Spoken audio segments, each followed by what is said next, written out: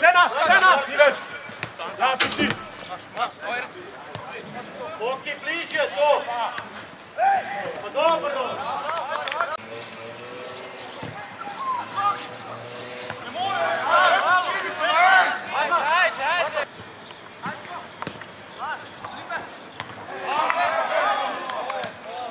Dobro, popolnoma je jasno da je tekma bila teška iz razloga jer Ilirija se bori za opstank, klasični bunker, pridaju u prvom počasu nekad do gola, zabiju gol, ponovat to gre i seveda, fant je malo nervozni, nije jednostavno počas 7-0, ampak ne, dalje je potrpežljivo, fant je svojom kvalitetom, svojim pristupom, svojom željom su preobrnuli rezultat. Velike čestitke fantima, zaslužili su.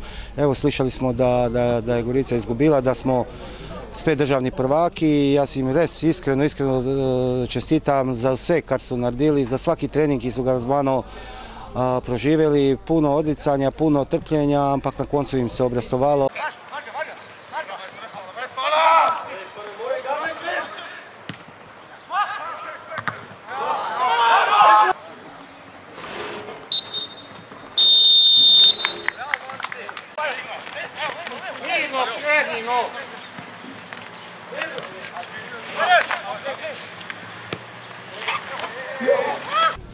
Ja, tekmo smo začeli malo živčno, tekma je bila zelo napeta, nasprotnik je bil čvrst.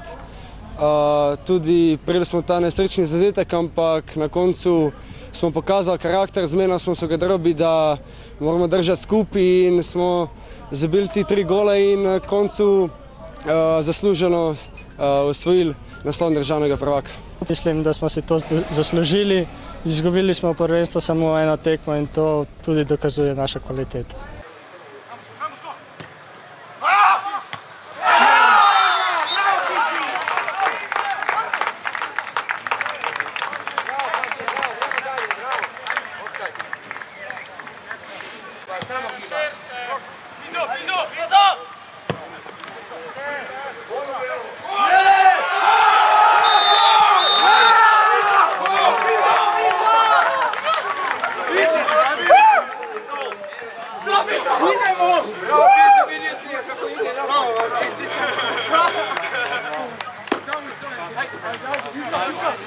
Kumi, to je za te!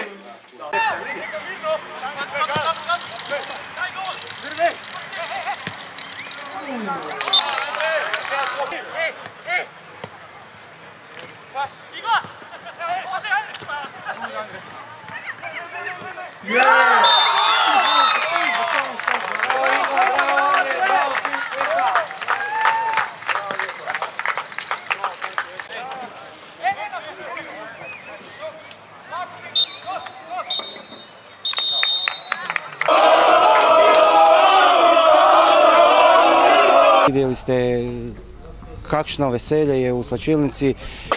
Šampioni, šampioni, šampioni iz Domžal! Šampioni, šampioni, šampioni iz Domžal! I noć, veseli smo, gremo naprej.